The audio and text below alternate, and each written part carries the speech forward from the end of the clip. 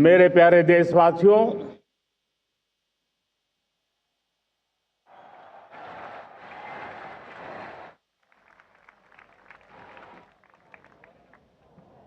आजादी का ये महापर्व 140 करोड़ संकल्पों का पर्व है। आजादी का ये पर्व सामूहिक सिद्धियों का गौरव का पल है। हर हृदय उमंग से भरा हुआ है। देश एकता की भावना को निरंतर मजबूती दे रहा है। 140 करोड़ देशवासी आज तिरंगे के रंग में रंगे हैं। हर घर तिरंगा, भारत के हर कोने से,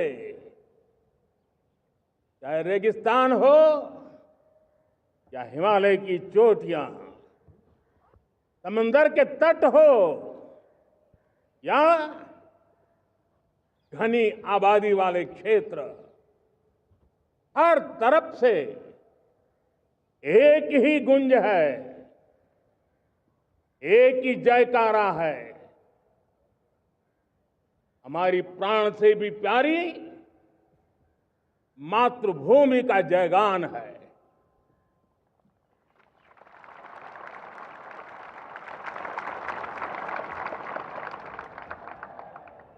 मेरे प्यारे देशवासियों, सन 47 में अनंत संभावनाओं के साथ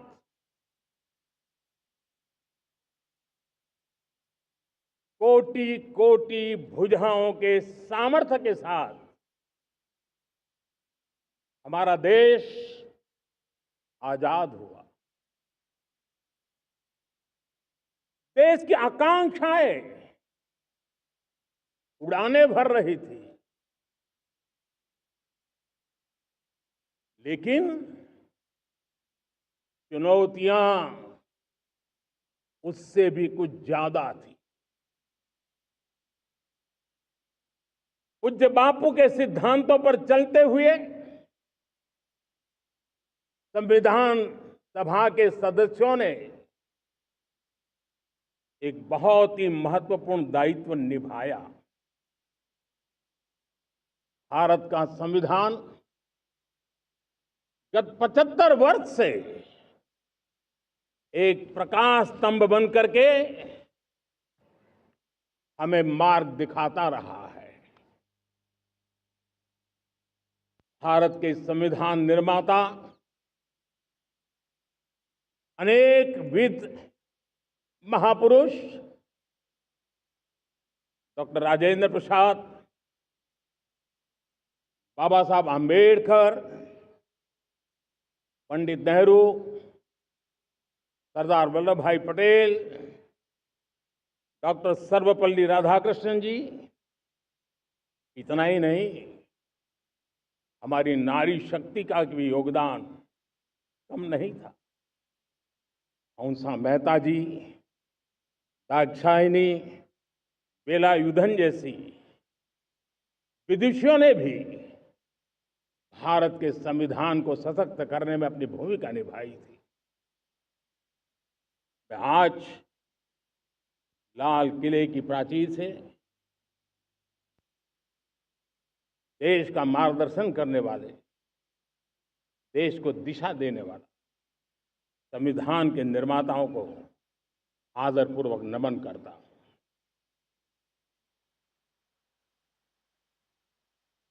मेरे प्यारे देशवासियों,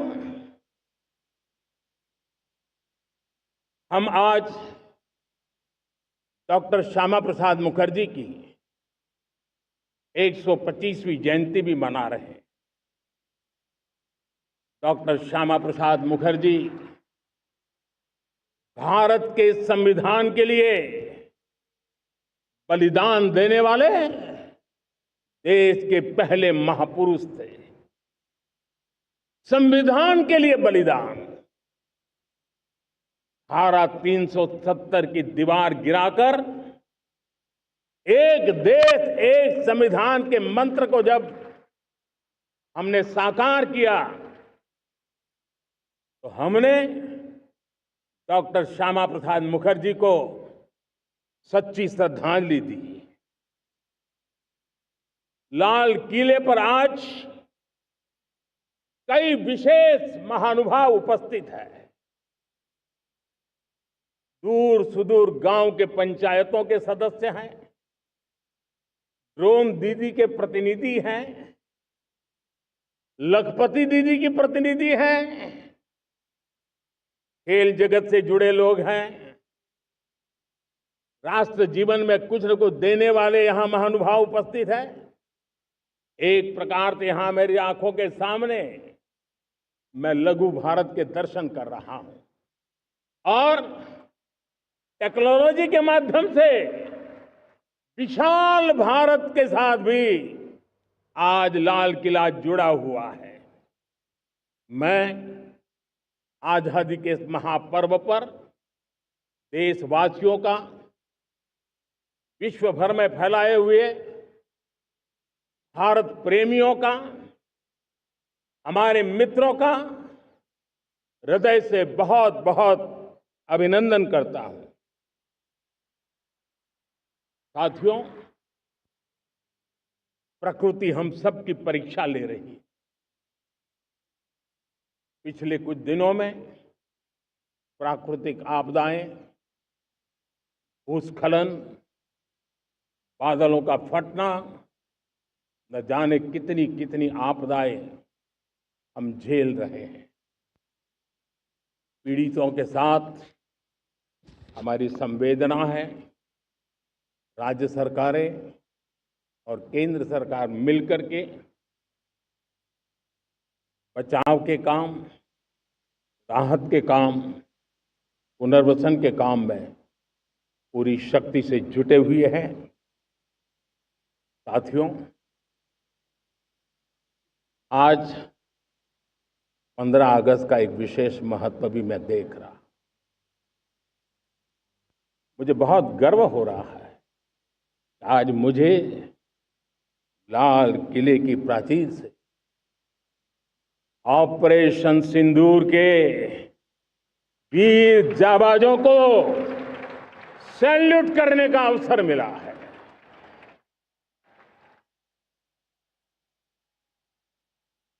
हमारे वीर जाबाज सैनिकों ने दुश्मनों को उनकी कल्पना से परे सजा दी है।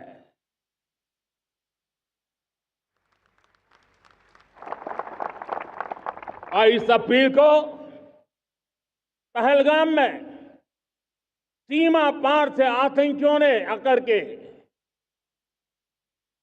जिस प्रकार का कत्ले आम किया, धर्म पूछ करके लोगों को मारा गया,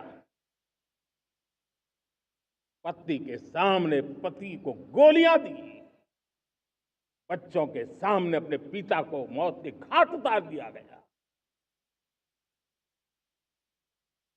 पूरा हिंदुस्तान आक्रोश से भरा हुआ था। पूरा विश्व भी इस प्रकार से संहार से चौंक गया था। मेरे प्यारे देशवासियों, ऑपरेशन सिंदूर उसी आक्रोश की अभिव्यक्ति है।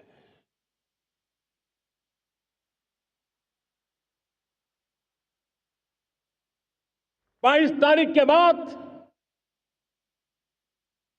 हमने हमारे सेना को खुली छूट दे दी। रणनीति वो तय करे, लक्ष्य वो तय करे, समय भी वो चुने और हमारी सेना ने वो करके दिखाया जो कई दशकों तक कभी हुआ नहीं था।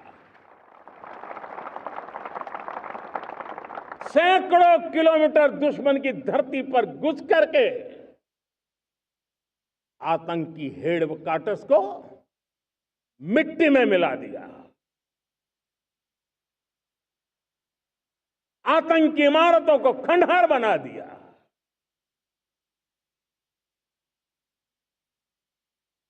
पाकिस्तान की नींद अभी भी उड़ी हुई है।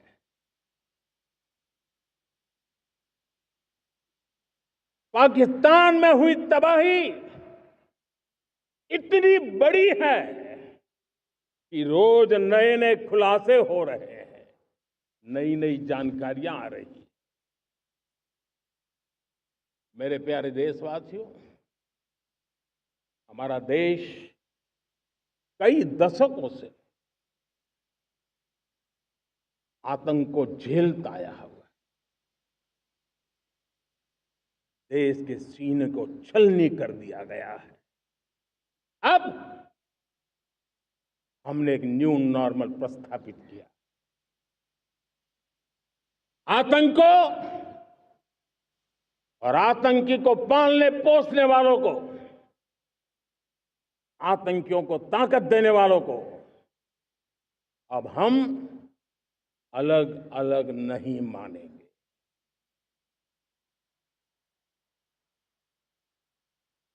वो मानवता के समान दुश्मन है, उनके बीच कोई फर्क नहीं है। अब भारत ने तय कर लिया है कि न्यूक्लियर की धमकियों को अब हम सहने वाले नहीं हैं। न्यूक्लियर ब्लैकमेल लंबे अरसे से चलाया, अब वो ब्लैकमेल नहीं सहा जाएगा।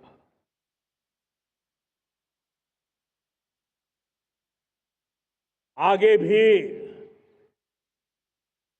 अगर दुश्मनों ने ये कोशिश जारी रखी, हमारी सेना तय करेगी, सेना की शर्तों पर, सेना जो समय निर्धारित करे उस समय पर, सेना जो तौर तरीके तय करे उस तौर तरीके से, सेना जो लक्ष्य तय करे उस लक्ष्य को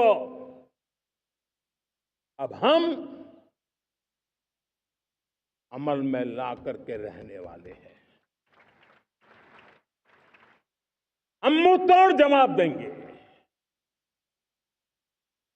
मेरे प्यारे देशवासियों, भारत ने तय कर लिया है, खून और पानी एक साथ नहीं बहेंगे।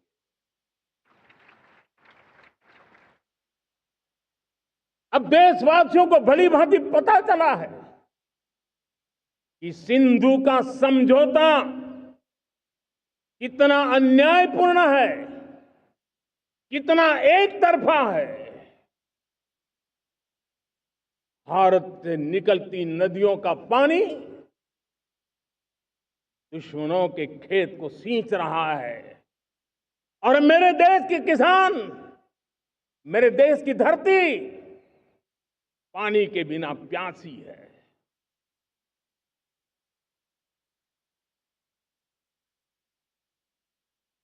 ये ऐसा समझौता था जिसने पिछले 7 दशक से मेरे देश के किसानों का अकल्पनीय नुकसान किया है।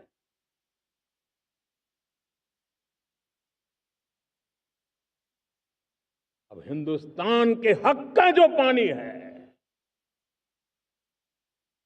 उस पर अधिकार सिर्फ और सिर्फ हिंदुस्तान का है, हिंदुस्तान के किसानों का है।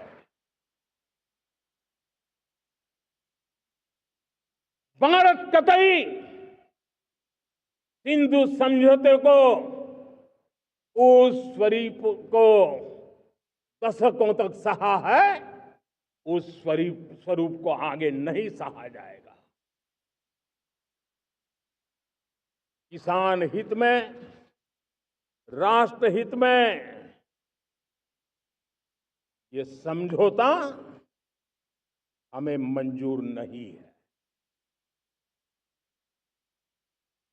मेरे प्यारे देशवासियों, आजादी के लिए असंख्य लोगों ने बलिदान दी,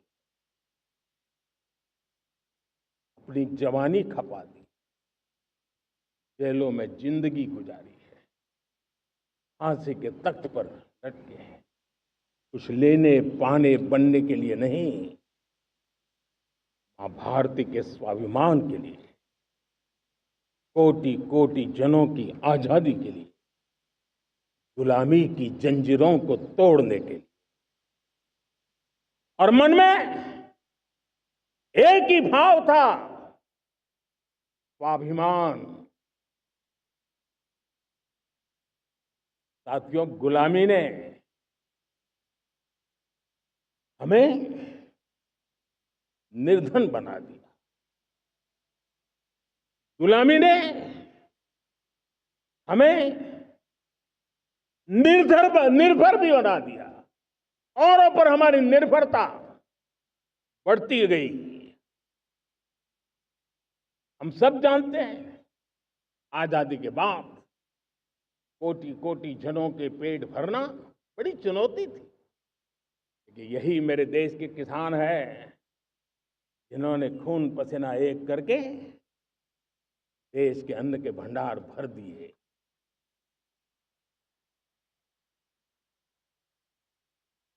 अनाज के संबंध में देश को आत्मनिर्भर बना दिया। एक राष्ट्र के लिए आत्मसम्मान की सबसे बड़ी कसौटी आज भी उसकी आत्मनिर्भरता है।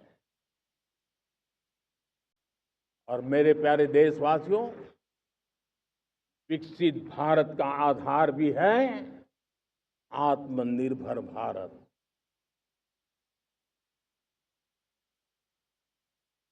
जो दूसरों पर ज्यादा निर्भर रहता है, उसकी आजादी पर उतना ही बड़ा प्रश्न चिन्ह लग जाता है। और दुर्भाग्य तो तब बन जाता है जब निर्भरता की आदत लग जाए, पता ही ना चले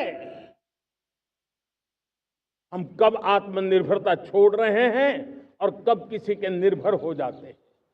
ये आदत खतरे से खाली नहीं है और इसलिए प्रतिपल जागरूक रहना पड़ता है आत्मनिर्भर होने के लिए।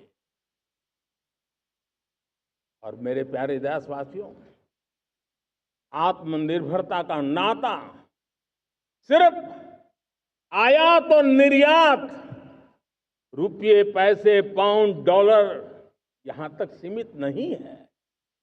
इतना सीमित अर्थ उसका नहीं है। आत्मनिर्भरता का नाता हमारे सामर्थ्य से जुड़ा हुआ है।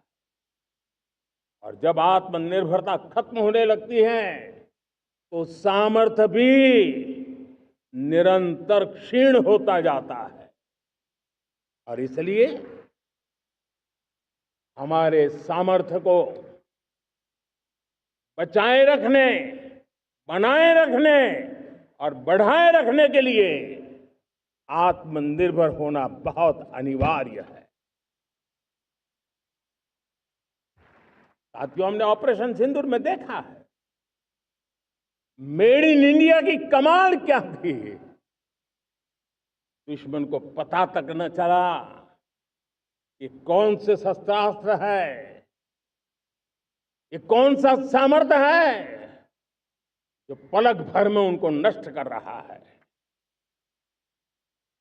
सोचिए, अगर हम आत्मनिर्भर होते न होते तो क्या ऑपरेशन सिंदूर इतनी त्वरित गति से हम कर पाते?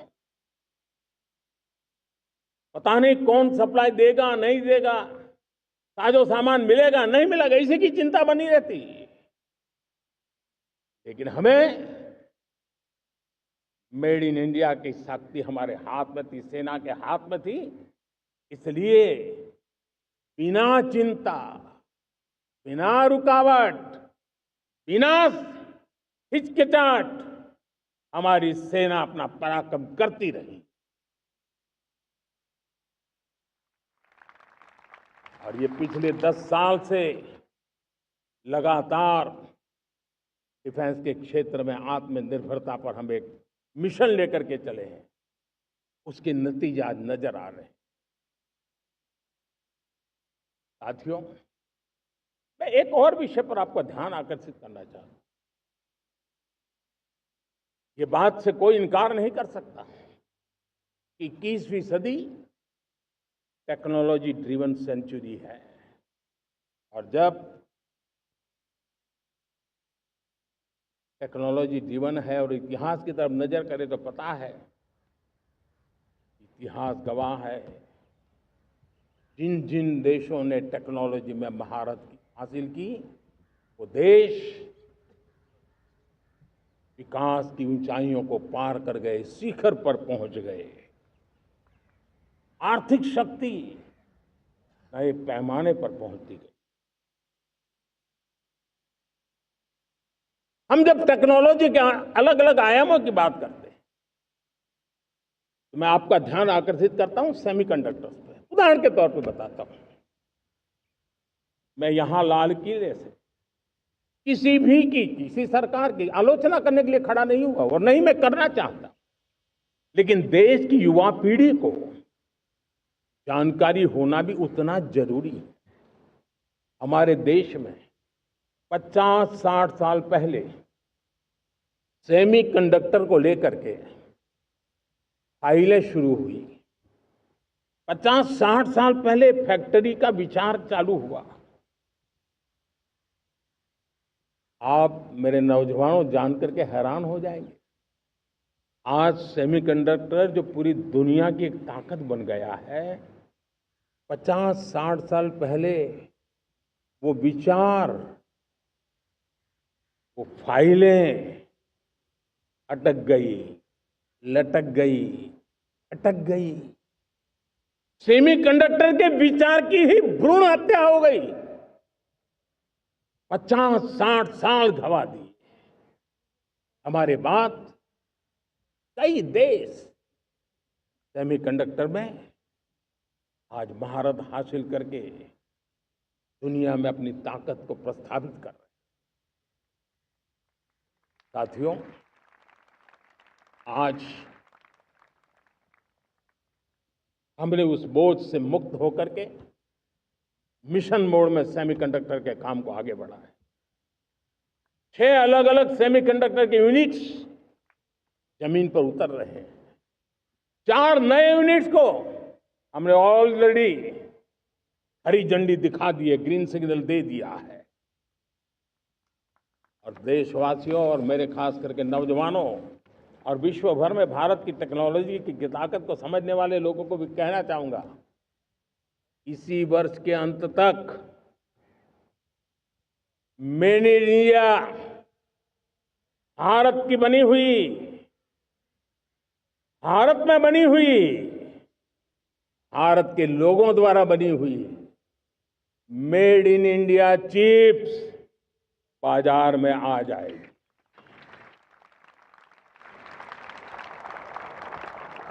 मैं दूसरा उदाहरण देना चाहता हूं। अब ऊर्जा के क्षेत्र में हम सब जानते हैं कि हम एनर्जी के लिए बहुत सारे देशों पर डिपेंडेंट है। पेट्रोल हो, डीजल हो, गैस हो, लाखों करोड़ रुपए हमें खर्च करके लाना पड़ता है। हमें इस संकट से देश को आत्मनिर्भर बनाना, ऊर्जा में आत्मनिर्भर बनाना बहुत जरूरी है। हमने बीड़ा उठाया और आज 11 वर्ष में सोलर एनर्जी 30 गुना बढ़ चुकी है। हम नए नए डैम बना रहे हैं ताकि हाइड्रो का विस्तार हो और हमें क्लीन एनर्जी की उपलब्ध हो। भारत मिशन ग्रीन हाइड्रोजन लेकर के आज हजारों करोड़ रुपए इन्वेस्ट कर रहा है। भविष्य की ऊर्जा को ध्यान में रख करके, ऊर्जा के क्षेत्रों को ध्यान में रख करके भारत न्यूक्लियर एनर्जी पर भी बहुत बड़े इनिशिएटिव ले रहा है। न्यूक्लियर एनर्जी में 10 नए न्यूक्लियर रिएक्टर तेजी से काम कर रहे हैं। 2047 तक, जो कि हमने विकसित भारत का लक्ष्य तय किया है, जब देश की आजादी के 100 साल होंगे, हम परमाणु ऊर्जा क्षमता 10 गुना से भी अधिक बढ़ाने का संकल्प लेकर के आगे बढ़ रहे हैं। मेरे प्यारे देशवासियों, रिफॉर्म एक निरंतर प्रक्रिया है। समयानुकूल परिस्थिति के अनुसार रिफॉर्म करते जाना होता है। हम न्यूक्लियर एनर्जी के क्षेत्र में बहुत बड़े रिफॉर्म लेकर के आए। अब हमने प्राइवेट सेक्टर के लिए भी परमाणु ऊर्जा को उसके द्वार खोल दिए हैं। हम शक्ति को जोड़ना चाहते। मेरे प्यारे देशवासियों, दुनिया जब आज ग्लोबल वार्मिंग को लिए चिंता करती है, तब मैं विश्व को भी बताना चाहता हूं कि भारत ने तय किया था कि हम 2030 तक क्लीन एनर्जी भारत में 50% पहुंचा देंगे। ये लक्ष्य हमारा 2030 तक था। मेरे देशवासियों का सामर्थ्य देखिए, मेरे देशवासियों की संकल्प शक्ति देखिए, मेरे देशवासियों को विकसित भारत बनाने का संकल्प को पूर्ण करने के लिए उनकी दौड़ देखिए। हमने जो लक्ष्य 2030 में तय किया था, वो 50% क्लीन एनर्जी का लक्ष्य 2025 में हमने कर लिया। 5 साल पहले हमने अचीव कर लिया, क्योंकि विश्व के प्रति भी हम उतने ही संवेदनशील हैं, प्रकृति के प्रति भी उतने ही हम जिम्मेवार लोग हैं। मेरे प्यारे देशवासियों, बजट का बहुत बड़ा हिस्सा ये पेट्रोल, डीजल, गैस, इन सबको लाने के लिए खर्च होता था। लाखों करोड़ रुपए चले जाते थे। अगर हम ऊर्जा में डिपेंडेंट न होते, तो वो धन मेरे देश के नौजवानों के भविष्य के लिए काम आता। वो धन मेरे देश के गरीबों को गरीबी के खिलाफ लड़ाई लड़ने में काम आता। वो धन मेरे देश के किसानों के कल्याण में काम आता। वो धन मेरे देश के गांव की परिस्थिति को पलटने के लिए काम आता। लेकिन हमें विदेशों को देना पड़ रहा। अब हम आत्मनिर्भर बनने की दिशा में काम कर रहे हैं। देश को विकसित बनाने के लिए हम अब समुद्र मंथन की तरफ भी जा रहे हैं। हमारे समुद्र के मंथन को आगे बढ़ाते हुए हम समुद्र के भीतर के तेल के भंडार, गैस के भंडार, उसको खोजने की दिशा में एक मिशन मोड में काम करना चाहते हैं। और इसलिए भारत ने national deep water exploration mission शुरू करने जा रहा है। ये ऊर्जा इंडिपेंडेंट बनने के लिए ये हमारी महत्वपूर्ण घोषणा है।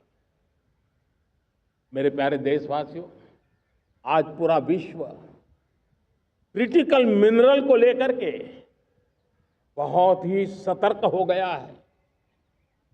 उसके सामर्थ्य को लोग भली भांति समझने लगे हैं। कल तक जिस तरफ ज्यादा ध्यान नहीं था, वो आज सेंटर स्टेज पे है। हमारे लिए भी क्रिटिकल मिनरल्स में आत्मनिर्भरता बहुत अनिवार्य है।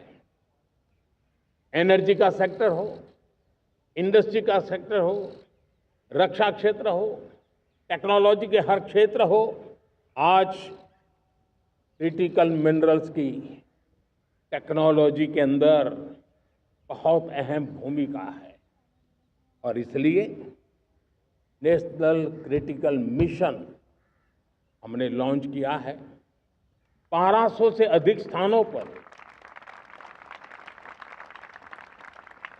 खोज का अभियान चल रहा है और हम क्रिटिकल मिनरल में भी आत्मनिर्भर बनने की दिशा में आगे बढ़ रहे हैं। मेरे प्यारे देशवासियों, स्पेस सेक्टर का कमाल तो हर देशवासी देख रहा, गर्व से भर जा रहा। और हमारे group captain Shubhanshu Shukla space station से लौट चुके हैं और आने वाले कुछ दिनों में वो भारत भी आ रहे हैं। हम स्पेस में भी अपने दम पर आत्मनिर्भर भारत गगनयान की तैयारी कर रहे हैं। हम अपने बलबूते पर हमारा अपना स्पेस स्टेशन बनाने की दिशा में हम काम कर रहे हैं। और पिछले दिनों स्पेस में जो रिफॉर्म किए गए, मुझे बहुत गर्व हो रहा है। मेरे देश के 300 से ज्यादा स्टार्टअप्स आप सिर्फ और सिर्फ स्पेस सेक्टर में काम कर रहे हैं और उन 300 स्टार्टअप में हजारों नौजवान पूरे सामर्थ्य के साथ जुटे हैं। ये है मेरे देश के नौजवानों की ताकत और ये है हमारे देश के नौजवानों के प्रति विश्वास। मेरे प्यारे देशवासियों, 140 करोड़ भारतवासी 2047 में जब आजादी के 100 साल होंगे, विकसित भारत के संकल्प को परिपूर्ण करने के लिए पूरी ताकत से जुटे हैं। इस संकल्प की पूर्ति के लिए भारत आज हर सेक्टर में आधुनिक इकोसिस्टम तैयार कर रहा है और आधुनिक इकोसिस्टम हर क्षेत्र में हमारे देश को आत्मनिर्भर बनाएगा। आज मेरा लाल किले की प्राचीर से मेरे देश के युवा वैज्ञानिकों को, मेरे टैलेंटेड यूथ को, मेरे इंजीनियर्स को और प्रोफेशनल्स को और सरकार के हर विभागों को भी मेरा आह्वान है, क्या हमारा अपना made in India fighter jets के लिए जेट इंजन हमारा होना चाहिए कि नहीं होना चाहिए?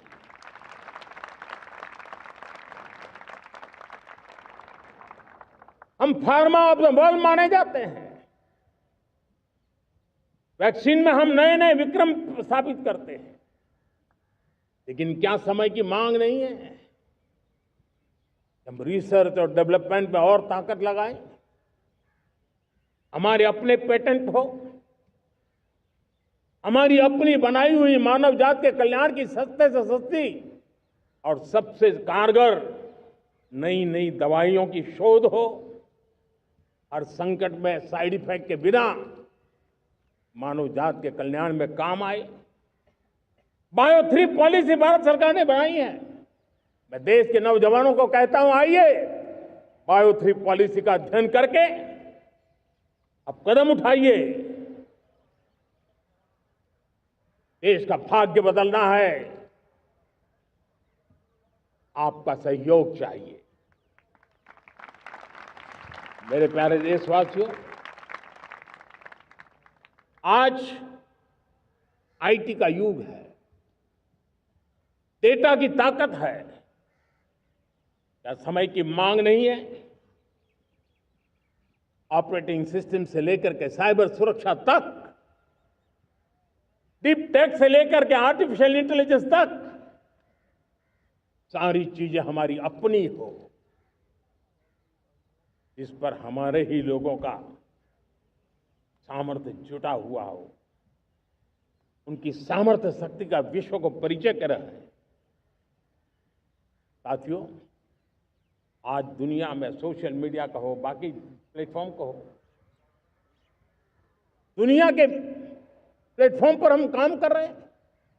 दुनिया ने हमने दिखा दिया है, यूपीआई का हमारा प्लेटफॉर्म आज दुनिया को अजोबा कर रहा है। हमारे में सामर्थ्य है। रियल टाइम ट्रांजैक्शन में 50% अकेला भारत यूपीआई के माध्यम से करता है। इसका मतलब की ताकत है। क्रिएटिव वर्ल्ड हो, सोशल मीडिया हो, ये जितने भी प्लेटफॉर्म्स हैं, मेरे देश के नौजवानों में चुनौती करता हूं आपको, आइए हमारे अपने प्लेटफॉर्म क्यों ना हो, हम क्यों दूसरों पर निर्भर रहे, क्यों भारत का धन बाहर जाए। और मुझे आपके सामर्थ्य पर भरोसा है। मेरे प्यारे देशवासी, जैसे ऊर्जा के क्षेत्र में हम डिपेंडेंट हैं, वैसा ही देश का दुर्भाग्य है कि फर्टिलाइजर, उसमें भी हमें दुनिया पर निर्भर रहना पड़ता है। मेरे देश के किसान भी फर्टिलाइजर का सही उपयोग कर करके धरती माता की सेवा कर सकते हैं। अनाप शनाप उपयोग से भी धरती मां को बहुत नुकसान पहुंचा रहे हैं। लेकिन साथ साथ मैं देश के नौजवानों को कहना चाहता हूं, देश के उद्योग जगत को कहना चाहता हूं, देश के प्राइवेट सेक्टर को कहना चाहता हूं, आइए हम फर्टिलाइजर के भंडार भर दें, हम नए नए तौर तरीके खोजें और भारत की आवश्यकता के अनुसार हम अपना फर्टिलाइजर तैयार करें। हम औरों पर निर्भर न रहे। साथियों, आने वाला युग ईवी का है। अब ईवी बैटरी क्या हम नहीं बनाएंगे? हम निर्भर रहेंगे? सोलर पैनल की बात हो, इलेक्ट्रिक व्हीकल्स के लिए जिन जिन चीजों की आवश्यकताएं हैं, वो हमारी अपनी होनी चाहिए। साथियों, मैं ये इसलिए कहने की हिम्मत करता हूं, क्यों? क्योंकि मुझे देश के नौजवानों के सामर्थ्य पर भरोसा है। और भरोसा सिर्फ वो मेरे देश के नौजवान है इतने मात्र से नहीं है। कोविड के समय हम बहुत सारी चीजों पर निर्भर थे। तो मेरे देश के नौजवानों को कहा गया कि वैक्सीन हमारी अपनी चाहिए, देश ने करके दिखाया। कोविन प्लेटफॉर्म हमारा अपना होना चाहिए, देश ने करके दिखाया। करोड़ों करोड़ों लोगों की जिंदगी बचाने का काम हमने किया है। वही स्पिरिट, वही जज्बा हमें जीवन के हर क्षेत्र में आत्मनिर्भर बनने के लिए अपना सब कुछ देना है। अपना जो बेस्ट है वो हमें दे करके रहना है। साथियों, पिछले 11 साल में एंटरप्रेन्योरशिप, उद्यमशीलता को बहुत बड़ी ताकत मिली। आज लाखों स्टार्टअप्स टियर 2, टियर 3 सिटी में देश की अर्थशक्ति को, देश के इनोवेशन को ताकत दे रहे हैं। उसी प्रकार से मुद्रा योजना से हमारे देश के करोड़ों नौजवान, उसमें भी हमारी बेटियां, करोड़ों करोड़ों लोग मुद्रा से लोन लेकर के अपना खुद का कारोबार कर रहे हैं। खुद तो अपने पैरों पर खड़े हुए हैं, लेकिन औरों को भी पैरों पर खड़े रहने की ताकत देते हैं। वे भी एक प्रकार से हर व्यक्ति को आत्मनिर्भर बनाने का अवसर दे रही है। मेरे साथियों, विमेन सेल्फ हेल्प ग्रुप किसी का ध्यान नहीं था। पिछले 10 साल में विमेन सेल्फ हेल्प ग्रुप ने कमाल करके दिखाया। आज उनके प्रोडक्ट दुनिया के बाजार में जाने लगे हैं। लाखों करोड़ों का कारोबार हमारे विमेन सेल्फ हेल्प ग्रुप करते हैं। मैंने एक बार मन की बात में खिलौने की बात कही थी। हम करोड़ों करोड़ रुपए के खिलौने विदेश से लाते थे। मैंने ऐसे ही मन की बात में कहा, करे मेरे देश के नौजवानों, ऐसा भी करें इन्हें क्या, किलो भी बाहर जाएंगे। और आज मैं गर्व से कहता हूं कि मेरा देश खिलौने एक्सपोर्ट करने लग गया है। यानी देश के सामर्थ्य को हर प्रकार के अवसर मिले, हर रुकावटों से मुक्ति मिले, उसको सर्वाधिक करने के लिए प्रेरित किया जाए। देश कर सकता है। मैं देश के युवाओं से कहता हूं, आइए आप इनोवेटिव आइडियाज लेकर के, आपके आइडियाज को मरने मत देना दोस्त। आज का आपका आइडिया हो सकता है आने वाली पीढ़ी का भविष्य बना सकता है। मैं आपके साथ खड़ा हूं, मैं आपके लिए काम करने के लिए तैयार हूं, आपका साथी बन के काम करने तैयार हूं। आप आइए, हिम्मत जुटाइए, इनिशिएटिव लीजिए। जो युवा मैन्युफैक्चरिंग के बारे में सोचते हैं, आइए आगे बढ़िए। सरकार के नियमों में बदलाव करना है, मुझे बताइए। अब देश रुकना नहीं चाहता है। 2047 दूर नहीं है। एक एक पल की कीमत है और हम एक भी पल गंवाना नहीं चाहते दोस्तों। साथियों, ये आगे बढ़ने का अवसर है, बड़े सपने देखने का अवसर है, संकल्प के लिए समर्पित होने का अवसर है। जब सरकार आपके साथ है और मैं स्वयं आपके साथ हूं, तब हम नया इतिहास बना सकते हैं। साथियों, आज नेशनल मैन्युफैक्चरिंग मिशन पर बहुत तेजी से काम हो रहा है। हमारे एमएसएमईज, उसका लोहा दुनिया मानती है। ये दुनिया में बड़ी बड़ी चीजें बनती है ना, कुछ न कुछ तो औजार हमारे देश के एमएसएमईज के द्वारा जाते हैं, बड़े गर्व के साथ जाते हैं। लेकिन हम कॉम्प्रिहेंसिव इंटीग्रेटेड विकास की राह पर जाना चाहते हैं और इसलिए उनकी शक्ति बढ़े। और उसमें भी मैंने पहले एक बार लाल किले से कहा था, जीरो डिफेक्ट जीरो इफेक्ट। आज कहना चाहता हूं कि हमें विश्व बाजार में अपने सामर्थ्य का लोहा मनवाना है, तो हमें क्वालिटी में निरंतर नई ऊंचाइयों को पार करना। दुनिया क्वालिटी को स्वीकार करती है, हमारी गुणवत्ता सबसे ज्यादा हो और सरकार के भी प्रयास हो, रॉ मटेरियल की भी उपलब्धि हो, हमारी प्रोडक्शन की कॉस्ट कैसे कम हो, हम उसमें दम रह रहे। और साथियों, हम सभी जो उत्पादन के क्षेत्र में लगे हैं, उन सब का मंत्र होना चाहिए, दाम कम लेकिन दम ज्यादा। हमारी हर प्रोडक्ट का दम ज्यादा हो लेकिन दाम कम हो। इस भाव को लेकर के हमें आगे बढ़ना है। मेरे प्यारे देशवासियों, आजादी के लिए अनगिनत लोगों ने बलिदान दिए हैं। मैंने पहले भी कहा, जवानी खपा दी, फांसी पे लटक गए। क्यों? स्वतंत्र भारत के लिए। 75-100 साल पहले का वो कालखंड याद कीजिए। पूरा देश स्वतंत्र भारत के मंत्र को लेकर के जीता था। आज समय की मांग है,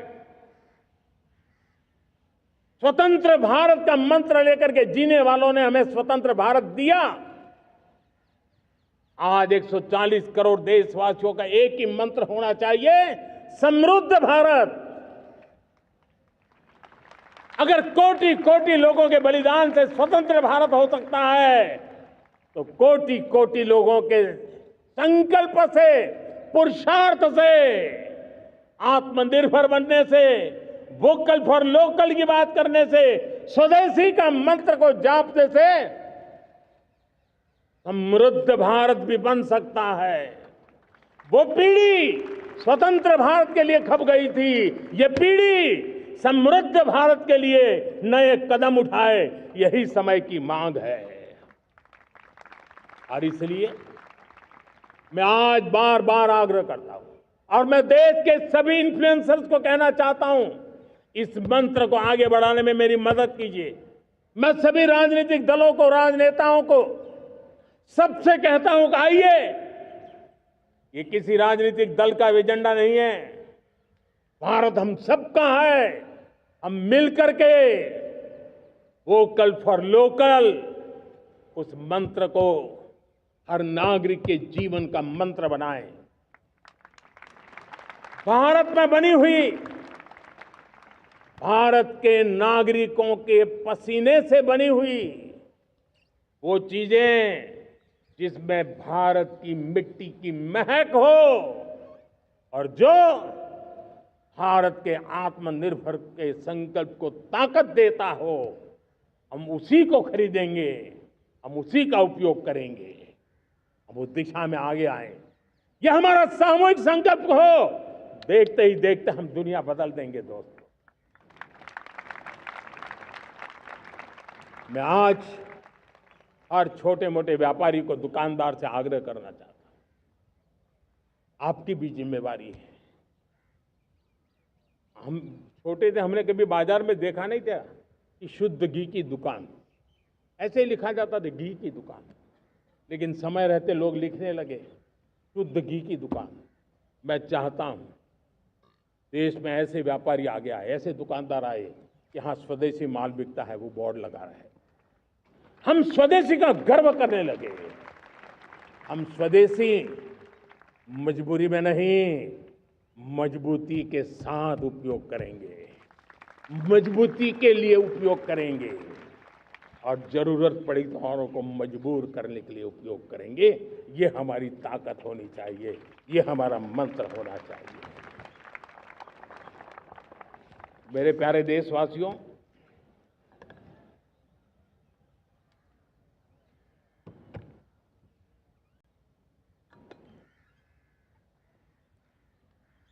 मुझे बहुत लंबे समय से सरकार में काम करने का अवसर मिला। मैंने कई सारे उतार चढ़ाव देखे हैं, सरकारों की मुसीबतों से भी मैं परिचित हूं, व्यवस्थाओं की मर्यादाओं से भी परिचित हूं। लेकिन उसके बावजूद भी हमारी जिम्मेवारी है कि हम किसी की लकीर को छोटी करने में अपनी ताकत बर्बाद न करें। मैं बड़े अनुभव से कहता हूं, किसी दूसरे की लकीर छोटी करने के लिए अपनी ऊर्जा हमें नहीं खपानी है। हमें पूरी ऊर्जा के साथ हमारी लकीर को लंबा करना है।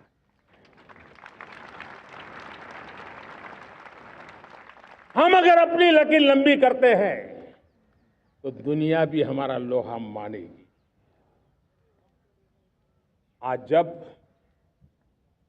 वैश्विक परिस्थितियों में आर्थिक स्वार्थ दिनों दिन बढ़ रहा है, तब समय की मांग है कि हम उन संकटों के रोते बैठने की जरूरत नहीं है।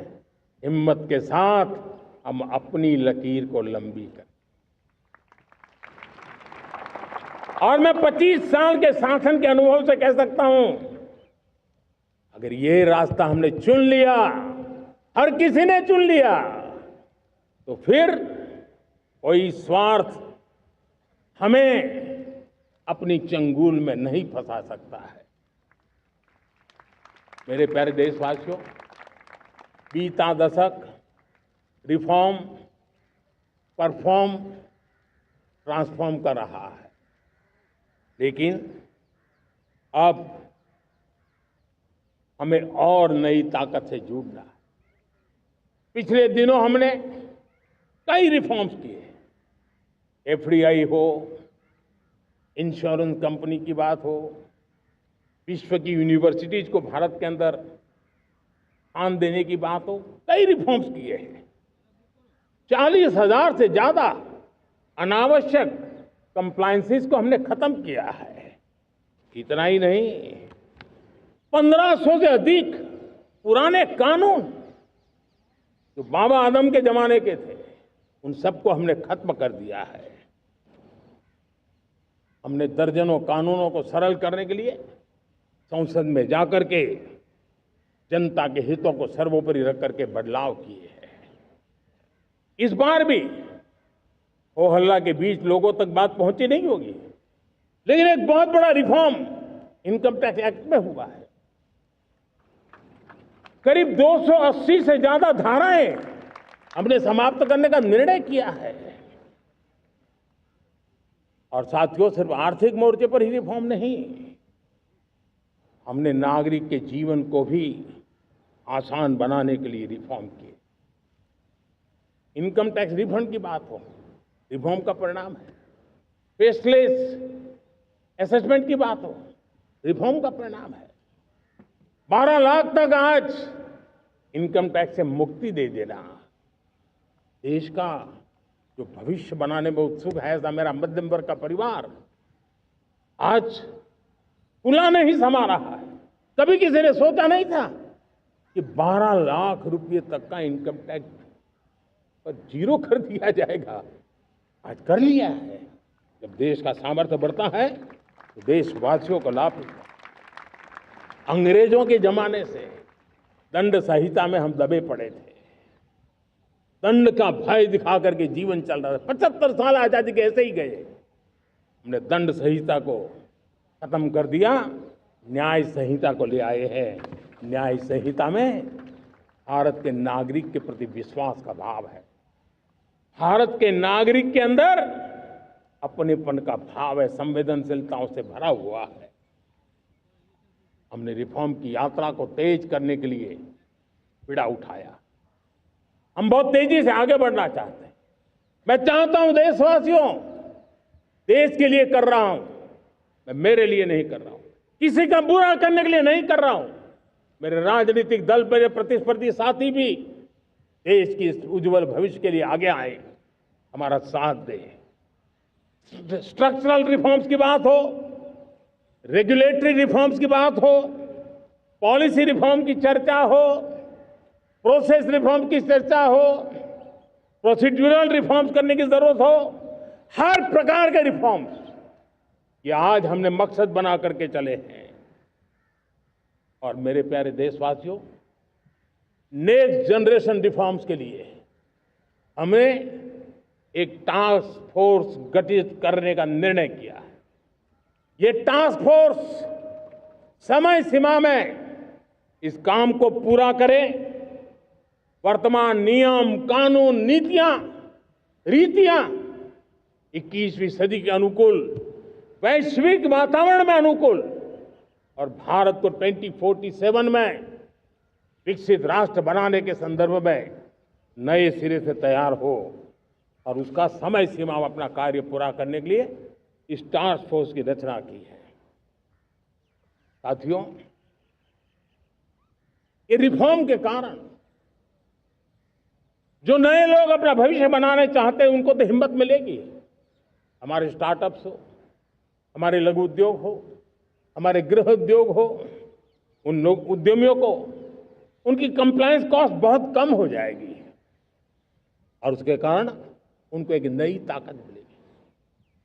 जो एक्सपोर्ट की दुनिया में उनको लॉजिस्टिक सपोर्ट के कारण, व्यवस्थाओं में बदलाव के कारण उनको एक बहुत बड़ी ताकत मिलेगी। साथियों, ऐसे ऐसे कानून है हमारे देश में, छोटी छोटी चीजों के लिए जेल में डालने के कानून है। आप हैरान हो जाएंगे, किसी ने नजर नहीं डाली। मैं पीछे लगा हूं, ये मेरे देश के नागरिकों को जेल में बंद करने वाले जो अनावश्यक कानून है वो खत्म होने चाहिए। हम संसद में पहले भी बिल लाए थे, इस बार भी लेके आए हैं। साथियों, इस दिवाली में आपकी डबल दिवाली का काम मैं करने वाला हूं। इस दिवाली में आपको एक बहुत बड़ा तोहफा देशवासियों को मिलने वाला है। पिछले 8 साल से हमने जीएसटी का बहुत बड़ा रिफॉर्म किया। पूरे देश में टैक्स के बर्डन को कम किया, टैक्स की व्यवस्थाओं को सरल किया और 8 साल के बाद समय की मांग है कि हम एक बार उसको रिव्यू करें। हमने एक हाई पावर कमेटी को बिठा करके रिव्यू शुरू किया, राज्यों से भी विचार विमर्श किया और मेरे प्यारे देशवासियों, हम नेक्स्ट जनरेशन जीएसटी रिफॉर्म्स लेकर के आ रहे हैं। ये दिवाली के अंदर आपके लिए तोहफा बन जाएंगे। सामान्य मानवीय की जरूरतों के टैक्स भारी मात्रा में कम कर दिए जाएंगे। बहुत बड़ी सुविधा बढ़ेगी। हमारे एमएसएमई, हमारे लघु उद्यमी, इनको बहुत बड़ा लाभ मिलेगा। रोजमर्रा की चीजें बहुत सस्ती हो जाएगी और उससे इकोनॉमी को भी एक नया बल मिलने वाला है। मेरे प्यारे देशवासियों, आज देश तीसरी बड़ी इकोनॉमी बनने के लिए समय तेज गति से आगे बढ़ रहा है। हम दरवाजे खटखटा रहे हैं और बहुत तेजी से हम उसको अचीव भी कर लेंगे। और कोई तो दिन होगा मैं आपके बीच आकर के लाल किले की प्राचीर से ये खबर भी सुनाऊंगा।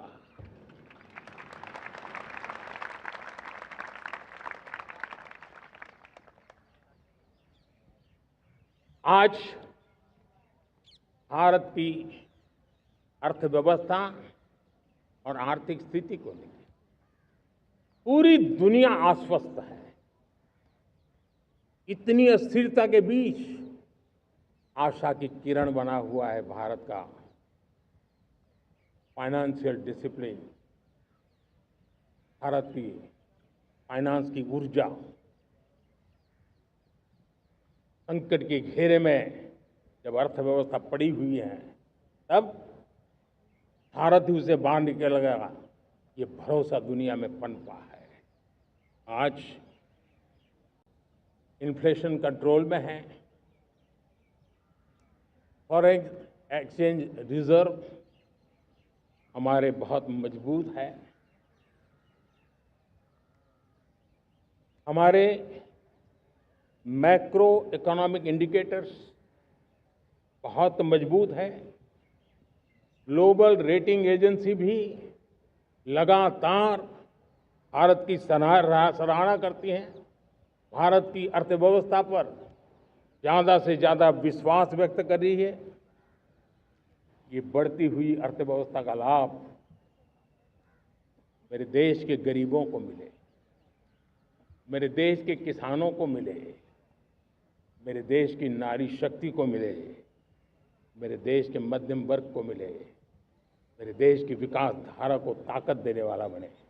उस दिशा में हम नए नए प्रयास करें। आज युवाओं के लिए नए नए सेक्टर्स में हमारे नौजवानों के लिए अवसर बन रहे हैं। स्किल डेवलपमेंट, स्वरोजगार, बड़ी बड़ी कंपनियों में इंटर्नशिप, इस पर एक बहुत बड़े स्तर पर अभियान चल रहा है। और इसलिए देश के नौजवानों, आज मैं आपके लिए भी एक खुश खबर लेकर के आया। मेरे देश के नौजवानों के लिए आया। आज 15 अगस्त है। आज 15 अगस्त के ही दिन मेरे देश के युवाओं के लिए 1 लाख करोड़ रुपए की योजना हम चालू कर रहे हैं, लागू कर रहे हैं।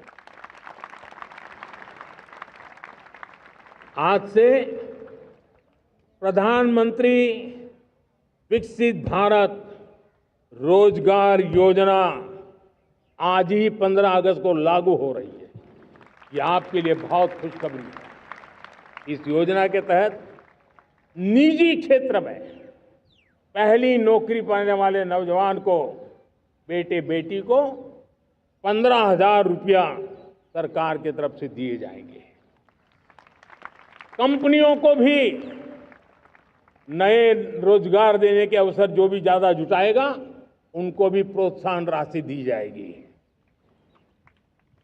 प्रधानमंत्री विकसित भारत रोजगार योजना करीब करीब 3.5 करोड़ नौजवानों को रोजगार के नए अवसर बनाएगी। मैं सभी नौजवानों को इसके लिए बहुत बहुत बधाई देता हूं। मेरे प्यारे देशवासियों, आज भारत में नारी शक्ति का लोहा हर कोई मानने लगा।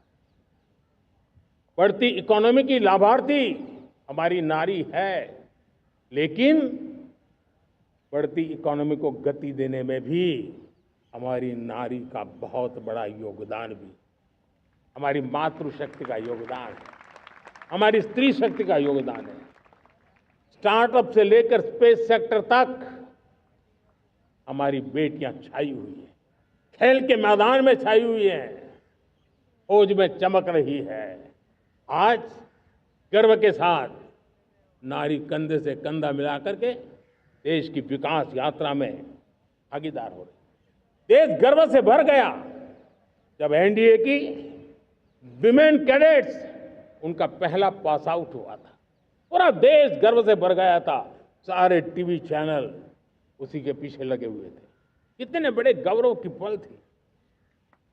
Self help group, 10 crore self help group की बहनें क्या कमाल कर रही है। नमो ड्रोन दीदी नारी शक्ति की एक नई पहचान बनी।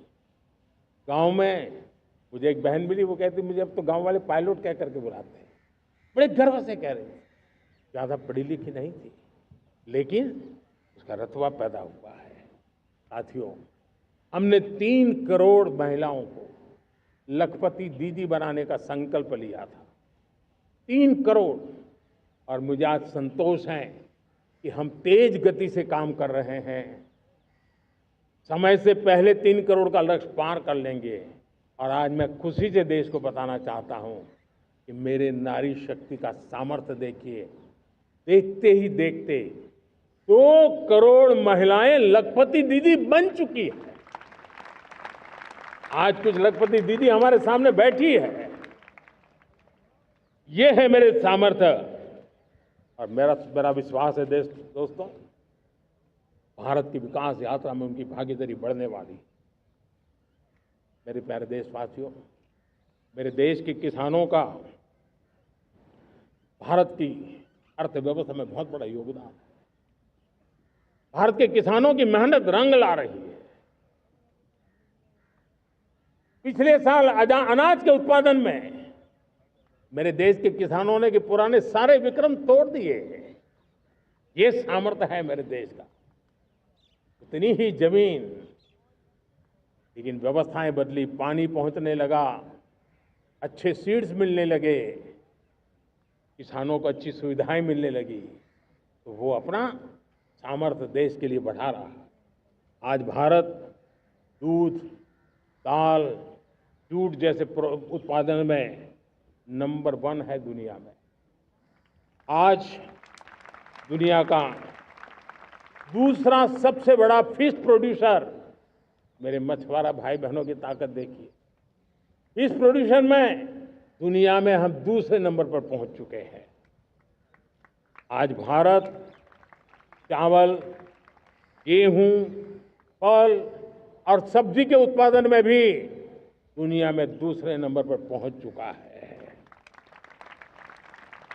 साथियों, आपको खुशी होगी, मेरे देश के किसान जो पैदावार देते हैं, आज वो उत्पादन दुनिया के बाजार में पहुंच रहा है। 4 लाख करोड़ रुपया एग्रो प्रोडक्ट का एक्सपोर्ट हुआ है। ये मेरे देश के किसानों ने हमें ताकत दिखाई है। हम छोटे किसान हो, पशुपालक हो, मछुआरे हो, देश के विकास की अनेक योजनाओं का लाभ आज हम उन तक पहुंचा रहे हैं।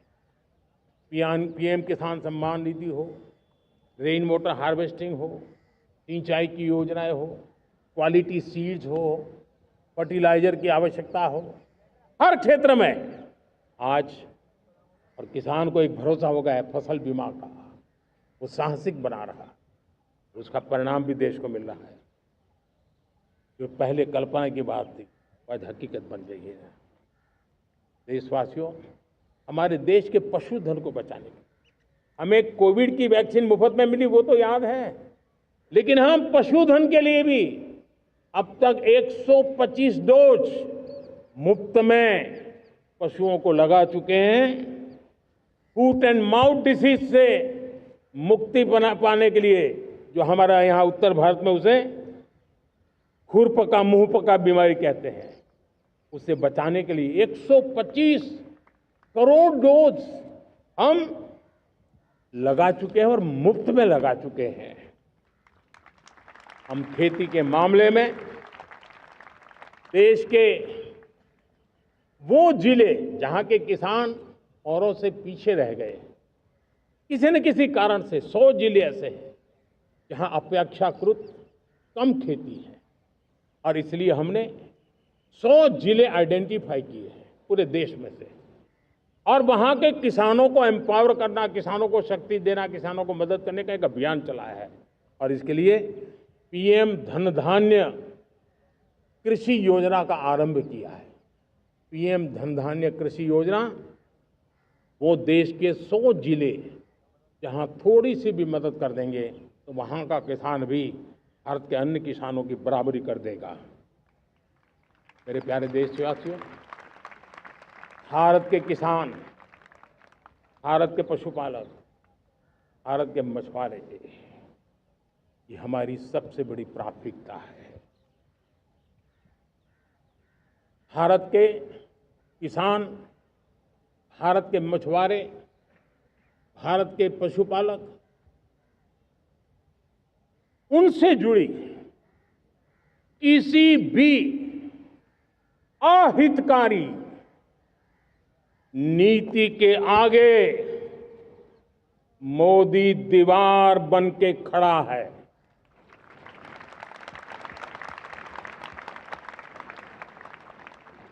भारत अपने किसानों, अपने पशुपालकों, अपने मछुआरों के संबंध में कभी भी कोई समझौता नहीं स्वीकार करेगा।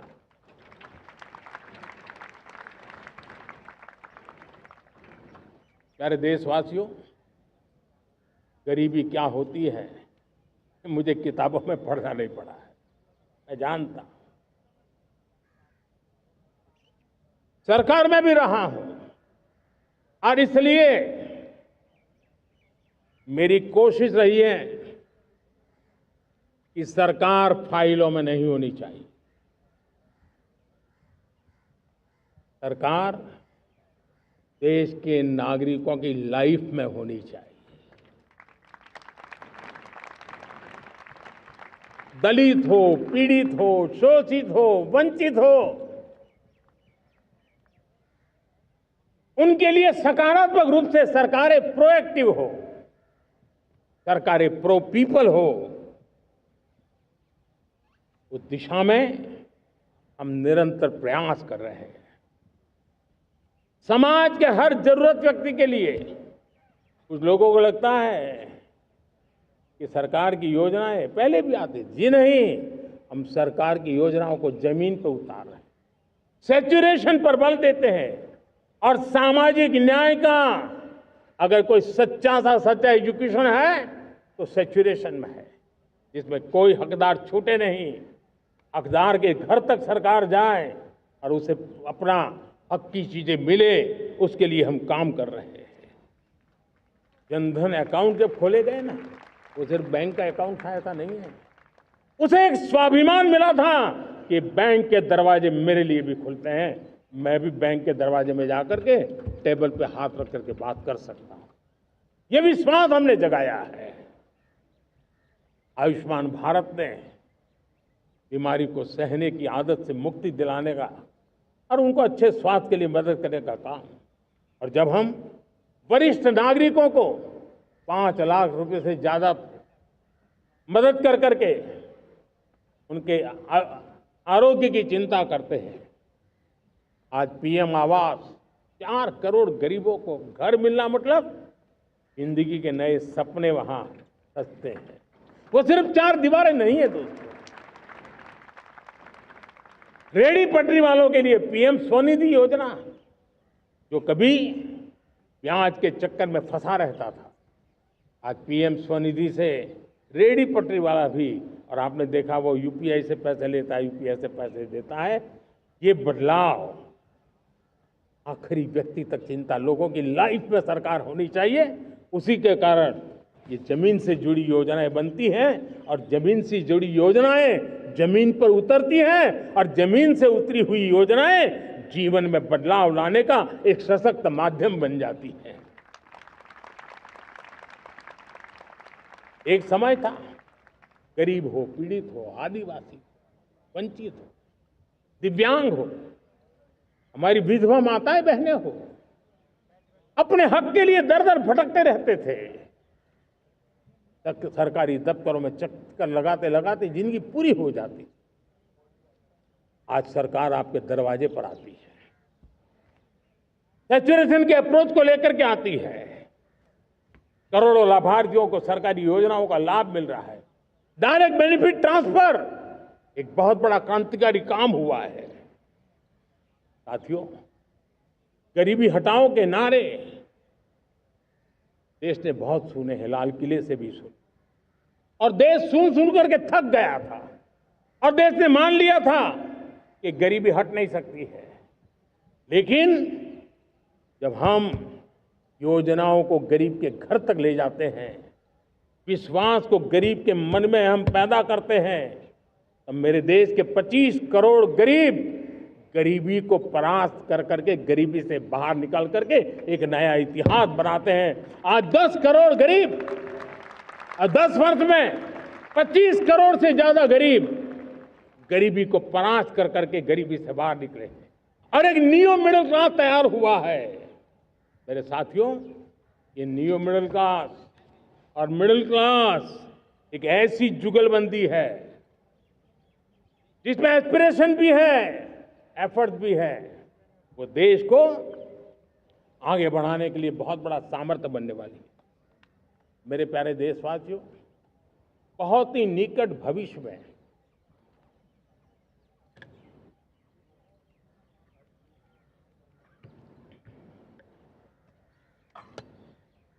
मेरे प्यारे देशवासियों, बहुत ही निकट भविष्य में महान समाज सुधारक महात्मा ज्योतिबा फुले जी की 200वीं जयंती आ रही है।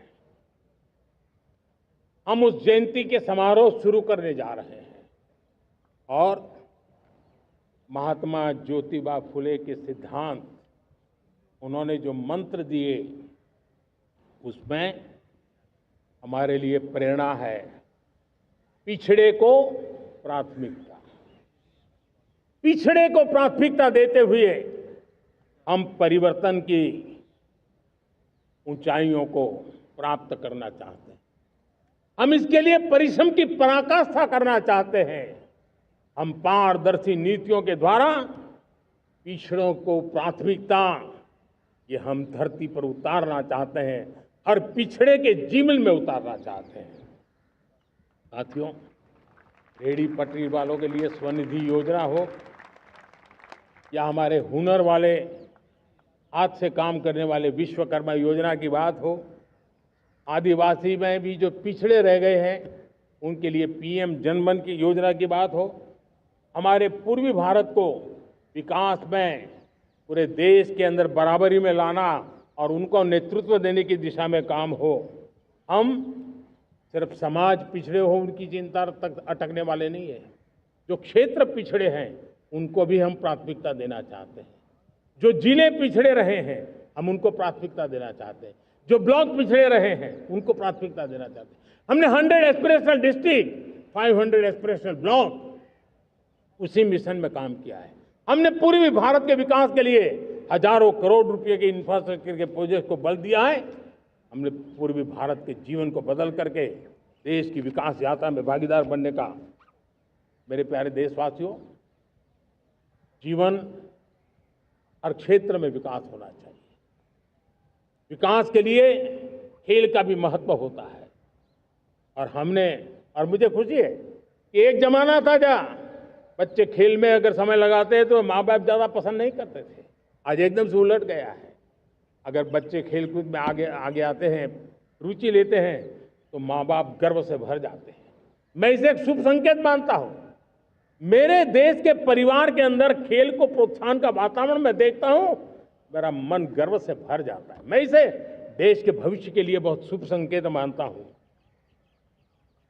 और साथियों, इस खेल को बढ़ावा देने के लिए हमने नेशनल स्पोर्ट्स पॉलिसी, कई दशकों के बाद हम देश में खेलो भारत नीति को लेकर के आए हैं, ताकि एक खेल जगत का सर्वांगीण विकास का प्रयास हो। स्कूल से लेकर के ओलंपिक तक हम एक पूरा इकोसिस्टम डेवलप करना चाहते हैं। चाहे कोचिंग की व्यवस्था हो, फिटनेस की बात हो, खेल के मैदान हो, खेल की व्यवस्थाएं हो, खेल के लिए आवश्यक साधन हो, लघु उद्योगों को भी खेल के साधन बनाने में मदद करने की बात हो। यानी एक प्रकार से पूरा इकोसिस्टम हम दूर दराज के बच्चों तक पहुंचाना चाहते हैं। लेकिन साथियों, जब मैं फिटनेस की बात करता हूं, जब मैं खेलकूद की बात करता हूं, तो मैं एक चिंता भी आपके सामने रखना चाहता हूं। हमारे देश के हर परिवार को चिंता करनी चाहिए। मोटापा हमारे देश के लिए बहुत बड़ा संकट बनता जा रहा है।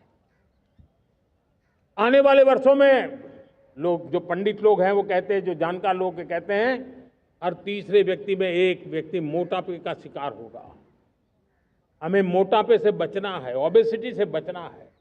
और इसलिए मैंने बाकी सब करना पड़ेगा, लेकिन एक छोटा सा सुझाव दिया था कि परिवार तय करे कि जब खाने का तेल घर में आएगा 10% कम ही आएगा और 10% कम ही उपयोग करेंगे, और हम ओबेसिटी के खिलाफ लड़ाई को जीतने की दिशा में हम अपना योगदान देंगे।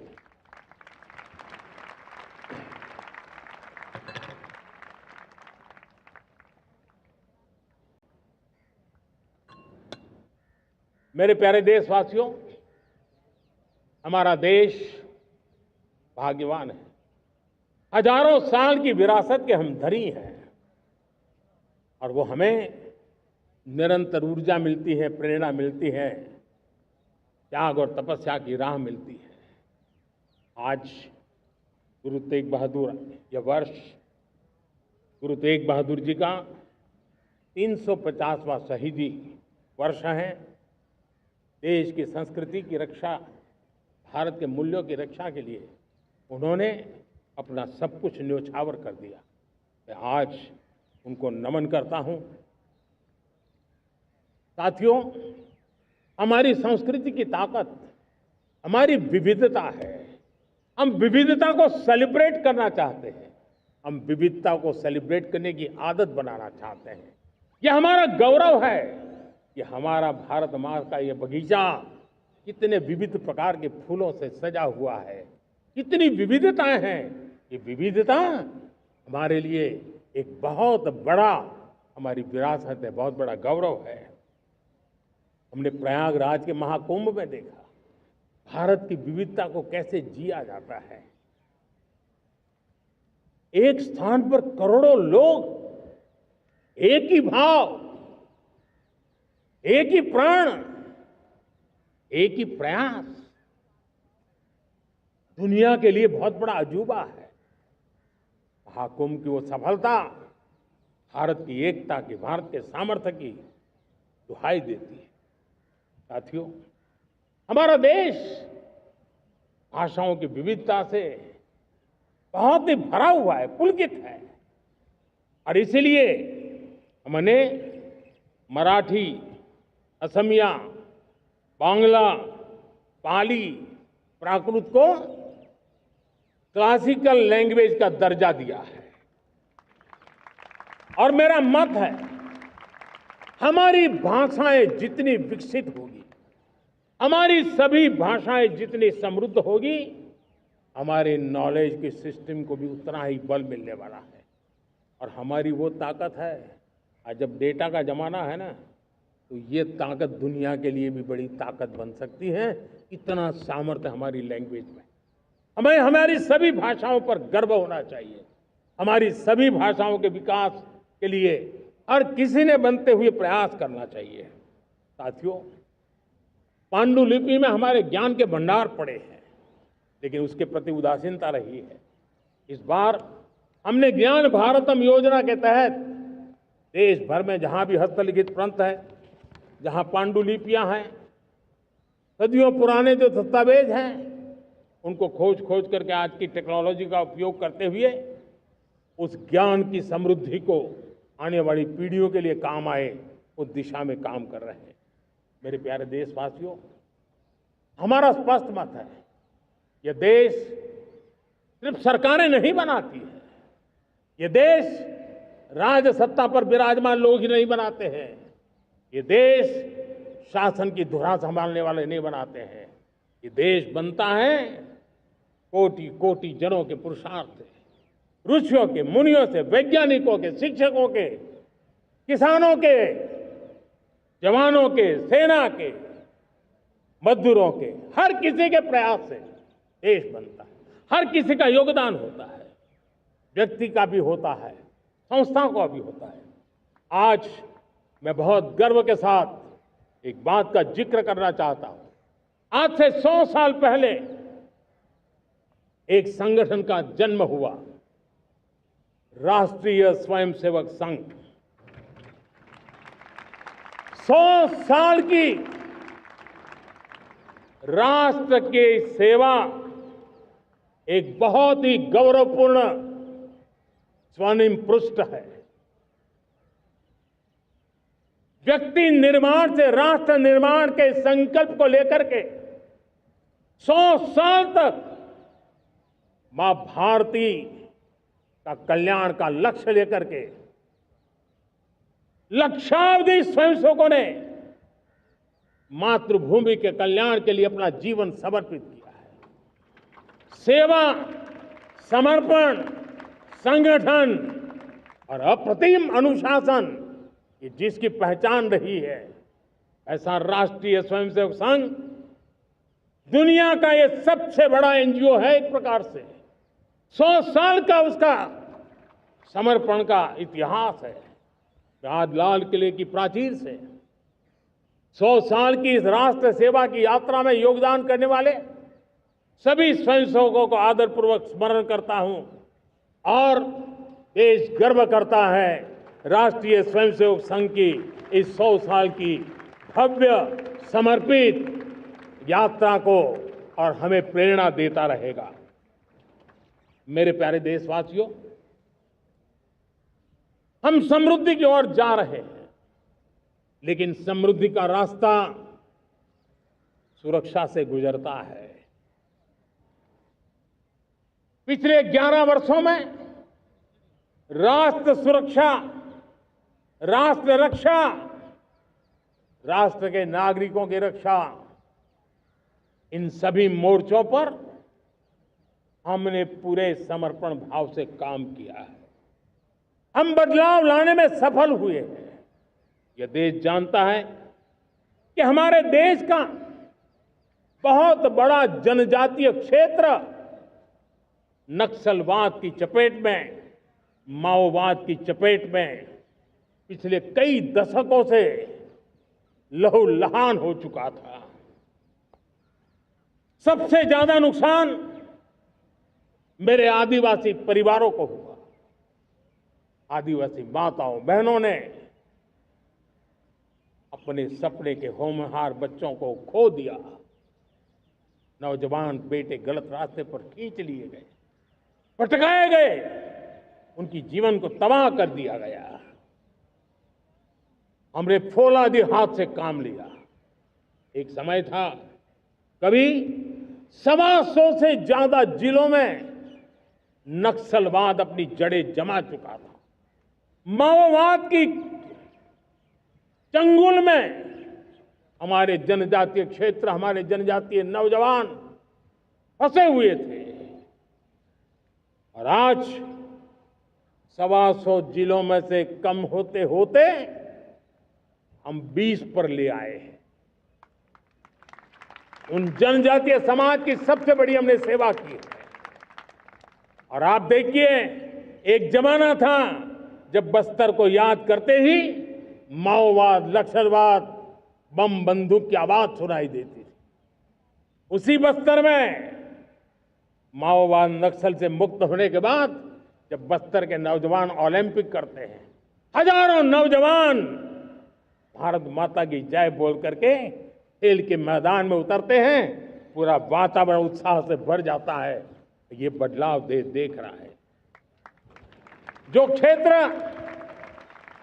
कभी रेड कॉरिडोर के रूप में जाने जाते थे, वो आज विकास के ग्रीन कॉरिडोर बन रहे हैं। साथियों, हमारे लिए गर्व की बात है, भारत के नक्शे में जिन क्षेत्रों को लहूलुहान कर दिया गया था, लाल रंग से रंग दिया गया था, हमने वहां संविधान, कानून और विकास का तिरंगा फहरा दिया है। मेरे प्यारे देशवासियों, ये भगवान बिरसा मुंडा की 150वीं जयंती का अवसर है। तब इन जनजातीय क्षेत्रों को नक्सल से मुक्त कर करके, मेरे जनजातीय परिवार के नौजवानों की जिंदगी बचा करके हमने भगवान बिरसा मुंडा को एक सच्ची श्रद्धांजलि दी है।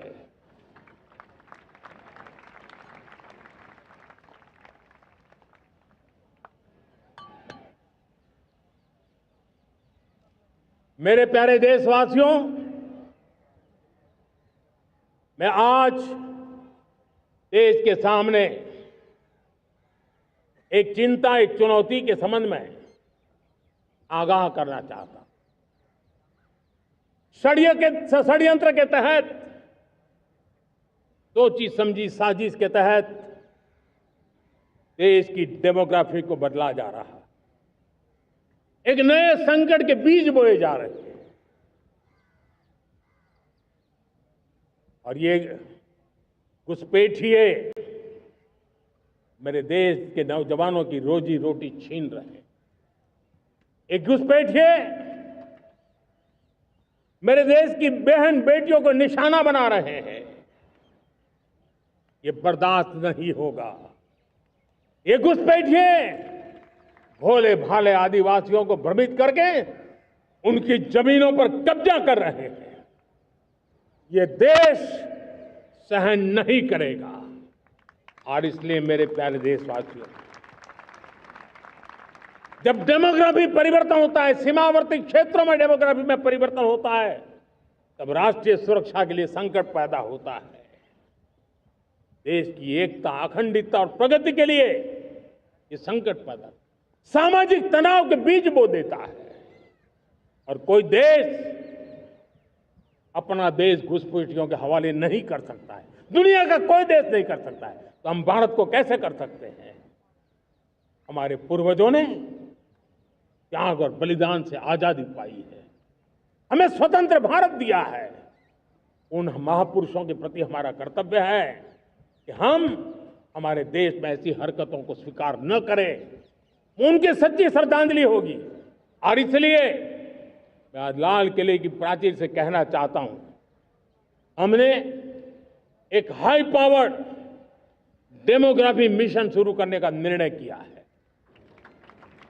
ये मिशन, इस मिशन के द्वारा ये जो भीषण संकट नजर आ रहा है, भारत पे मंडरा रहा है जो संकट है, उसको निपटाने के लिए तय समय में सुविचारित, सुनिश्चित रूप से अपने कार्य को करेगा। उस दिशा में हम आगे बढ़ रहे हैं। मेरे प्यारे देशवासियों, कल जन्माष्टमी का पावन पर्व है। भगवान श्री कृष्ण का जन्मोत्सव देश में मनाया जाता है। साथियों, जब मुझे भगवान श्री कृष्ण याद आते हैं तो हम देख रहे हैं कि पूरे विश्व में आज युद्ध के तौर तरीके बदल रहे हैं। हमने देखा है कि भारत युद्ध के हर नए तौर तरीकों को निपटने में समृद्ध है। हमने ऑपरेशन सिंदूर में दिखा दिया है। टेक्नोलॉजी में जो भी महारत थी, पाकिस्तान ने हमारे सैन्य ठिकानों पर, हमारे एयरबेस पर, हमारे संवेदनशील स्थानों पर, हमारे आस्था के केंद्रों पर, हमारे नागरिकों पर मिसाइल्स, ड्रोन अनगिनत मात्रा में उन्होंने वार किया। देश ने देखा है, लेकिन देश को सुरक्षित रखने के जो प्रयास पिछले 10 साल में हुए हैं, उस ताकत का परिणाम था कि उनके हर हमले को हमारे जाबाजों ने और हमारी टेक्नोलॉजी ने तिनके की तरह बिखेर दी।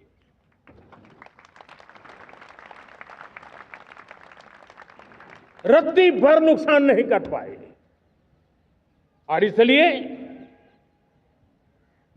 जब युद्ध के मैदान में टेक्नोलॉजी का विस्तार हो रहा है, टेक्नोलॉजी हावी हो रही है, तब राष्ट्र की रक्षा के लिए, देश के नागरिकों की सुरक्षा के लिए हमें भी, हमने जो आज महारत पाई है, वो महारत का और विस्तार करने की जरूरत है। हमने आज जो महारत पाई है, उसको लगातार अपग्रेड करते रहने की आवश्यकता है। और इसलिए साथियों, मैंने एक संकल्प लिया है। मुझे आपके आशीर्वाद चाहिए, कोटि कोटि देशवासियों के आशीर्वाद चाहिए, क्योंकि समृद्धि कितनी ही क्यों न हो, अगर सुरक्षा के प्रति उदासीनता बरतते हैं तो समृद्धि भी किसी काम की नहीं रहती। और इसलिए सुरक्षा का महत्व बहुत बड़ा है। और इसलिए मैं आज लाल किले की प्राचीर से कह रहा हूं, आने वाले 10 साल में 2035 तक राष्ट्र के सभी महत्वपूर्ण स्थलों, जिनमें सामरिक के साथ साथ सिविलियन क्षेत्र भी शामिल है, जैसे अस्पताल हो, रेलवे हो, जो भी आस्था के केंद्र हो, उन्हें टेक्नोलॉजी के नए प्लेटफॉर्म द्वारा पूरी तरह सुरक्षा का कवच दिया जाएगा। ये सुरक्षा का कवच लगातार विस्तार होता जाए, देश का हर नागरिक सुरक्षित महसूस करे। किसी भी प्रकार की टेक्नोलॉजी हम पर वार करने आ जाए, हमारी टेक्नोलॉजी उससे बेहतर सिद्ध हो। और इसलिए आने वाले 10 साल 2035 तक मैं ये राष्ट्रीय सुरक्षा कवच का विस्तार करना चाहता हूं, मजबूती देना चाहता हूं, आधुनिक बनाना चाहता हूं। और इसलिए भगवान श्री कृष्ण से प्रेरणा पाकर के हमने श्री कृष्ण का जो सुदर्शन चक्र था, उस सुदर्शन चक्र की राह को चुना है। आप में से बहुत लोगों को याद होगा, जब महाभारत की लड़ाई चल रही थी, श्री कृष्ण ने अपने सुदर्शन चक्र से सूर्य के प्रकाश को रोक दिया था और दिन में ही अंधेरा कर दिया था।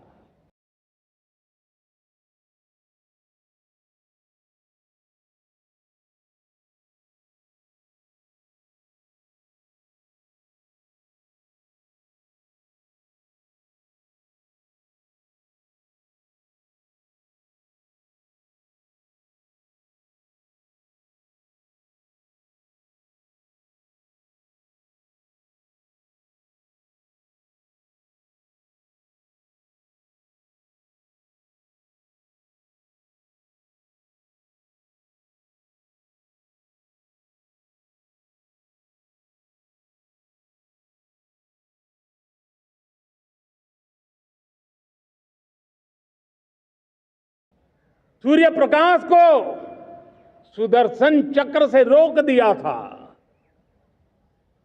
और तब अर्जुन ने जो शपथ ली थी जयद्रथ का वध करने की, उस प्रतिज्ञा को अर्जुन पूर्ण कर पाए थे। वो सुदर्शन चक्र के पराक्रम और रणनीति का परिणाम था। अब देश सुदर्शन चक्र मिशन लॉन्च करेगा।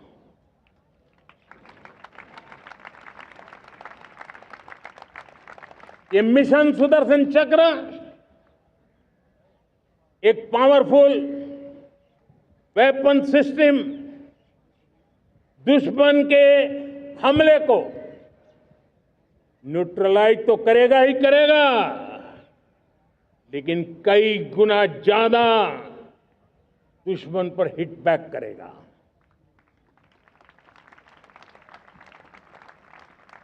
हमने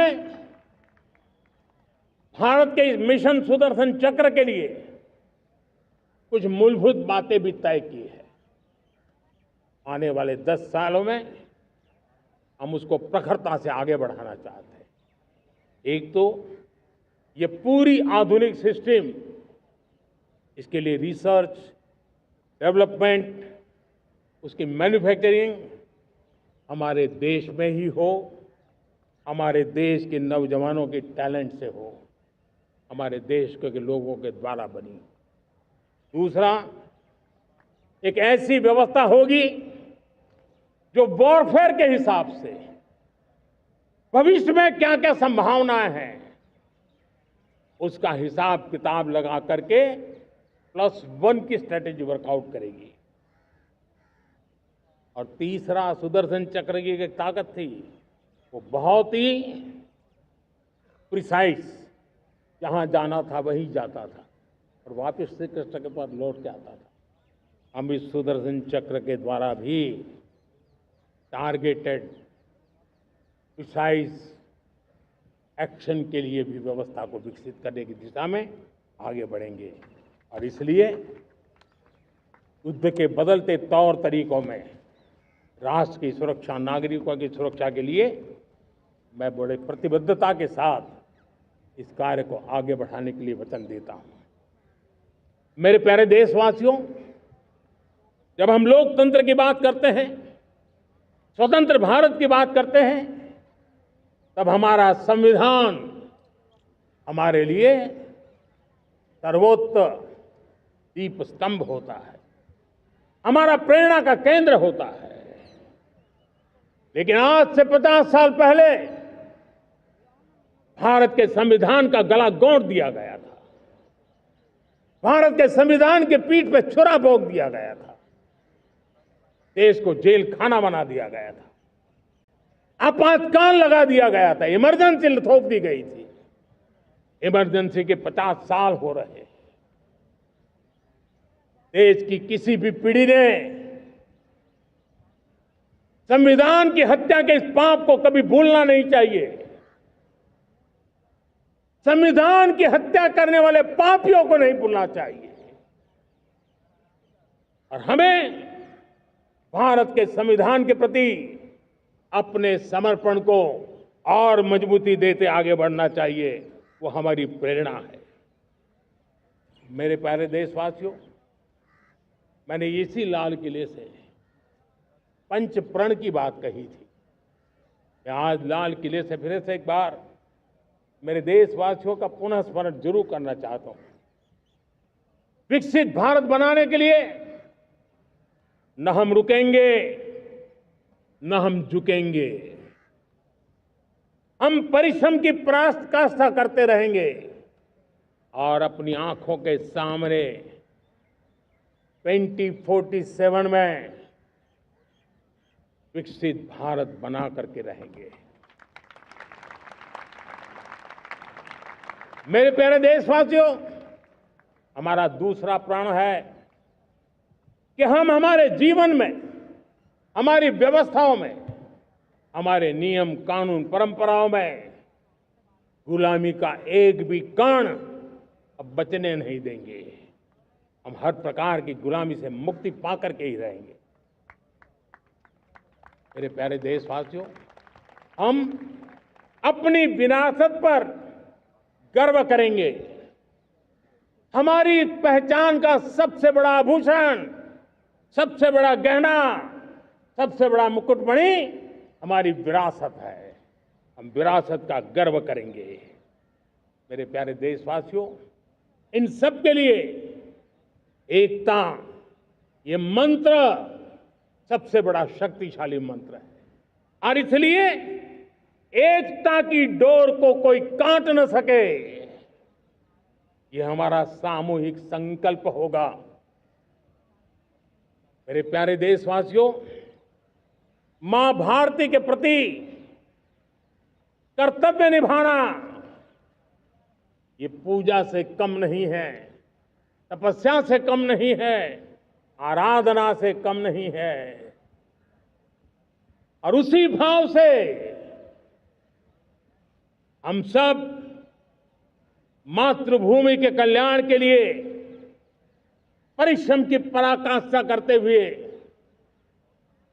2047 विकसित भारत के लक्ष्य को पार करने के लिए अपने आप को अपा देंगे, अपने आप को झोंक देंगे। जो भी सामर्थ्य है, कोई भी अवसर को छोड़ेंगे नहीं। इतना ही नहीं, नए अवसरों को निर्माण करेंगे और निर्मित करने के बाद हम 140 करोड़ देशवासियों के सामर्थ्य से आगे बढ़ते ही रहेंगे, बढ़ते ही रहेंगे, बढ़ते ही रहेंगे। मेरे प्यारे देशवासियों, हमें याद रखना है, 140 करोड़ देशवासियों को याद रखना है, परिश्रम में जो तपा है,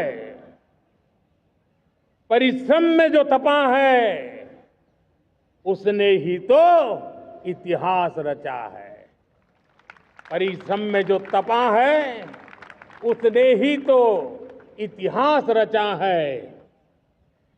जिसने फौलादी चट्टानों को तोड़ा है, जिसने फौलादी चट्टानों को तोड़ा है, उसने ही समय को मोड़ा है। जिसने फौलादी चट्टानों को तोड़ा है, उसने ही समय को मोड़ा है। और समय को मोड़ देने का भी, समय को मोड़ देने का भी यही समय है, सही समय है। मेरे प्यारे देशवासियों, एक बार फिर आप सबको आजादी के इस महान पर्व की अनेक अनेक शुभकामनाएं देता हूं, बहुत बहुत बधाई देता हूं। मेरे साथ बोलेंगे, जय हिंद, जय हिंद, जय हिंद।